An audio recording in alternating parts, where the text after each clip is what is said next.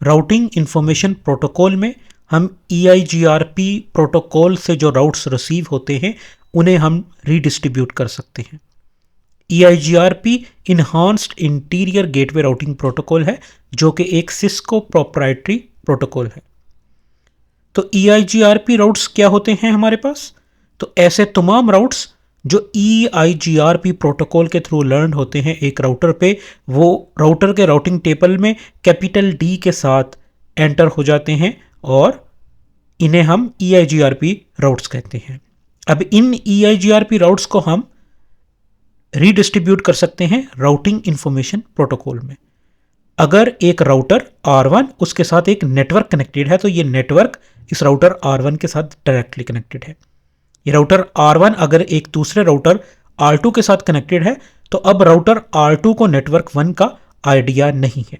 तो router R2 के साथ नेटवर्क 1 डायरेक्टली कनेक्टेड नहीं है, तो इस वजह से अब राउटर R2 को नेटवर्क 1 का पता नहीं है। तो राउटर R1 और R2 के दरमियान हमें कोई राउटिंग प्रोटोकॉल चलाना होगा ताकि राउटर R1 इस नेटवर्क 1 की इंफॉर्मेशन R2 को भेजे। और हम तसव्वुर करते हैं कि इस केस में हमारे पास राउटर R1 और R2 के दरमियान EIGRP चल रहा है, enhanced interior gateway routing protocol, जो कि एक इंटीरियर गेटवे राउटिंग प्रोटोकॉल है। Within the same organization वो रन होता है। तो अब R2 के पास EIGRP के थ्रू ये नेटवर्क 1 का राउट जो है वो रिसीव हो रहा होगा, लर्न हो रहा होगा। अब हम तसव्वुर करते हैं कि ये राउटर R2 एक तीसरे राउटर R3 के साथ कनेक्टेड है और R2 और R3 के दरमियान राउटिंग इंफॉर्मेशन प्रोटोकॉल RIP चल रहा है। अब R3 को नेटवर्क 1 का पता नहीं है, लेकिन R2 के पास नेटवर्क 1 का राउट मौजूद है और वो लर्न हो रहा है थ्रू EIGRP। तो इस केस में अब राउटर R2 पे ना सिर्फ EIGRP राउटिंग प्रोटोकॉल चल रहा है बल्कि राउटिंग इंफॉर्मेशन प्रोटोकॉल भी चल रहा है। तो हम EIGRP के थ्रू जो राउट्स लर्न हो रहे हैं उनको रीडिस्ट्रीब्यूट कर सकते हैं राउटिंग इंफॉर्मेशन प्रोटोकॉल में, और राउटिंग इंफॉर्मेशन प्रोटोकॉल के मैसेजेस के थ्रू उन राउट्स की इंफॉर्मेशन को R3 के पास भेज सकते हैं। तो इस तरह R3 के पास भी नेटवर्क 1 की डिटेल आ जाएगी और वो उसे अपने राउटिंग टेबल में अपडेट कर लेगा। तो राउटिंग इंफॉर्मेशन प्रोटोकॉल में हम EIGRP राउट्स को रीडिस्ट्रीब्यूट करते हैं। टोपोलॉजी में हमारे पास राउटर R1 और R2 हैं और इन दोनों के दरमियान राउटिंग इंफॉर्मेशन प्रोटोकॉल रन हो रहा है और इनके दरमियान हमने नेटवर्क यूज़ किया है 192.168.10.0। राउटर R1 और R3 के दरमियान हम जो प्रोटोकॉल यूज़ कर रहे हैं वो है EIGRP enhanced interior gateway routing protocol और जो नेटवर्क है वो है 172.168.0। तीनों राउटर्स पर हमारे पास लूप बैक एड्रेसेस कन्फिगर्ड हैं और हम इन लूप बैक एड्रेसेस को डिस्ट्रीब्यूट कर रहे हैं, मींस फॉरवर्ड कर रहे हैं थ्रू राउटिंग इंफॉर्मेशन। R1 और R2 के लूप बैक एड्रेसेस को एक दूसरे के साथ राउटिंग इंफॉर्मेशन में एक्सचेंज किया जा रहा है थ्रू राउटिंग इंफॉर्मेशन प्रोटोकॉल, और राउटर R1 और R3 को के जो लूप बैक एड्रेसेस हैं इनको आपस में एक्सचेंज किया जा रहा है, राउटिंग इंफॉर्मेशन के थ्रू फॉरवर्ड किया जा रहा है थ्रू EIGRP। तो इसका मतलब ये हुआ कि ये जो राउटर R3 पे लूप बैक एड्रेस कन्फिगर्ड है 3.3.3.3, ये हमारे पास थ्रू IGRP लर्न हो रहा है राउटर R1 पे। तो अगर हम राउटर R1 का राउटिंग टेबल देखें, शो IP राउट, तो यहाँ पे हमारे पास ये एक कैपिटल D के साथ एक एंट्री आ रही है 3.3.3.3 की, जो बेसिकली EIGRP राउट के थ्रू लर्न हो रही है। और अगर हम इसको शो IP राउट EIGRP, तो हमारे पास ये एक ही एंट्री है 3.3.3 की, जो बेसिकली EIGRP राउट के थ्रू लर्न हो रही है। और इसकी मैट्रिक वैल्यू आप देखें काफ़ी ज़्यादा है 156160। अब ये एंट्री जो EIGRP राउट के थ्रू लर्न हो रही है, ये इस वक्त राउटर R2 के पास 3 का कोई नेटवर्क राउटिंग टेबल में मौजूद नहीं है, तो हम इसे रीडिस्ट्रीब्यूट कर सकते हैं थ्रू RIP R2 के पास। तो R2 के अगर हम राउटिंग टेबल को देखें, शो IP राउट, तो यहां पे हमारे पास 3 के नेटवर्क की कोई एंट्री मौजूद नहीं है। तो अब हम क्या करेंगे, राउटर R1 पे इस EIGRP राउट को रीडिस्ट्रीब्यूट करेंगे RIP पे, और हम RIP की कॉन्फ़िगरेशन देखते हैं राउटर R1 पे, show running configuration pipeline section RIP। तो ये हमारे पास RIP की कॉन्फ़िगरेशन है। राउटर RIP वर्जन 2 हम यूज कर रहे हैं, नो ऑटो समरी है, और हम नेटवर्क 1 यूज़ कर रहे हैं जो बेसिकली राउटर R1 के लूपबैक एड्रेस के लिए है, और नेटवर्क 192.168.10.0 जो बेसिकली राउटर R1 और R2 के दरमियान नेटवर्क है जिसपे राउटिंग इंफॉर्मेशन ने एक्सचेंज होना है थ्रू रिप। तो अब हम कॉन्फ़िग टर्मिनल में राउटर रिप और यहाँ पे हम करते हैं रीडिस्ट्रीब्यूट, और हमने रीडिस्ट्रीब्यूट करना है EIGRP राउट्स को।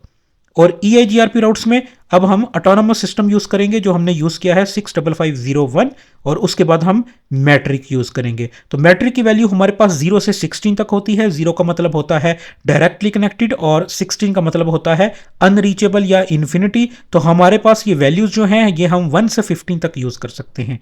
तो यहाँ पे हम मैट्रिक वैल्यू को 5 यूज़ करते हैं। तो हमने EIGRP राउट्स को रीडिस्ट्रीब्यूट कर दिया है और उसकी मैट्रिक वैल्यू 5 कन्फिगर की है।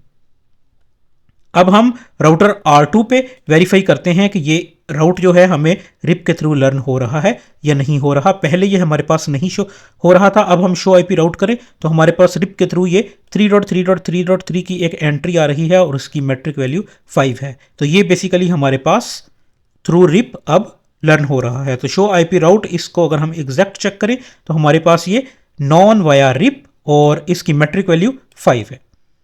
अब अगर हम इस राउट की मैट्रिक वैल्यू चेंज करते हैं राउटर R1 पे इसकी मैट्रिक वैल्यू को हम सेट करते हैं 11, तो हमारे पास अब ये राउटिंग इंफॉर्मेशन जो एक्सचेंज होगी राउटर R1 R2 को सेंड करेगा उसके थ्रू अब ये 11 हमारे पास इसकी मैट्रिक वैल्यू सेट हो जाएगी। तो अगर हम दोबारा इस राउट को राउटर R2 पे देखें तो अब हमारे पास इसकी मैट्रिक वैल्यू 11 सेट हो चुकी है।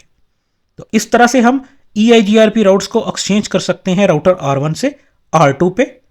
हम रीडिस्ट्रीब्यूट कर रहे हैं थ्रू राउटिंग इंफॉर्मेशन प्रोटोकॉल।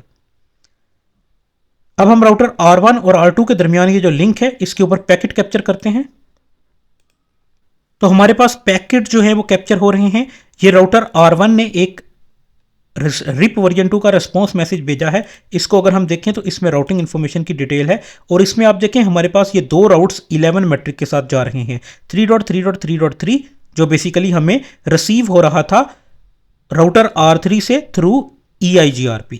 इसी तरह हमारे पास एक और राउट है 172.161.0, ये भी EIGRP राउटिंग इंफॉर्मेशन में इसकी एंट्री मौजूद है। अब इस राउट को हमने चूंकि एडवर्टाइज नहीं किया हुआ थ्रू एनी कनेक्टेड राउट, क्योंकि ये राउट कनेक्टेड है राउटर R1 पे, तो ये हमारे पास एज आ EIGRP रिडिस्ट्रीब्यूट हो रहा है। तो अगर हम राउटर R1 का राउटिंग टेबल देखें, शो IP राउट कनेक्टेड, तो हमारे पास ये 172.168.0 की एंट्री जो है ये एज अ कनेक्टेड राउट है। लेकिन अगर हम show running configuration pipeline section rip की कॉन्फ़िगरेशन देखें तो हमने 172 का नेटवर्क ना ही एज अ नेटवर्क ऐड किया है और ना ही हमने कोई रीडिस्ट्रीब्यूट कनेक्टेड किया है, क्योंकि ये तो कनेक्टेड राउट है।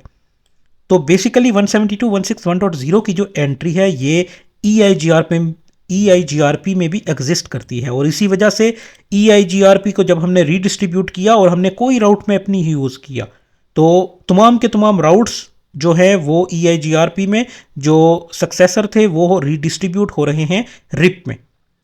तो अगर हम EIGRP का show IP EIGRP topology check करें तो हम देख सकते हैं कि इसमें हमारे पास 3 का नेटवर्क जो है वो सक्सेसर है, 2 का नेटवर्क जो है वो रीडिस्ट्रीब्यूट हो रहा है, 1 वाला नेटवर्क भी रीडिस्ट्रीब्यूट हो रहा है। बेसिकली हम ये रिप से रीडिस्ट्रीब्यूट कर रहे हैं EIGRP में, तो और 10 वाला नेटवर्क जो है ये भी रीडिस्ट्रीब्यूट हो रहा है, लेकिन ये 172.161.0 ये सक्सेसर है। तो बेसिकली 3333 एक सक्सेसर हमारे पास राउट है और 172.161.0 ये एक सक्सेसर जो है ये हमारे पास राउट है, और ये बेसिकली 172.1.6 जो है ये कनेक्टेड भी है, लेकिन चूंकि ये EIGRP के डेटाबेस में मौजूद है इसी वजह से जब हमने रीडिस्ट्रीब्यूट EIGRP किया तो ये रीडिस्ट्रीब्यूट होकर रिप में एडवर्टाइज होना शुरू हो गया।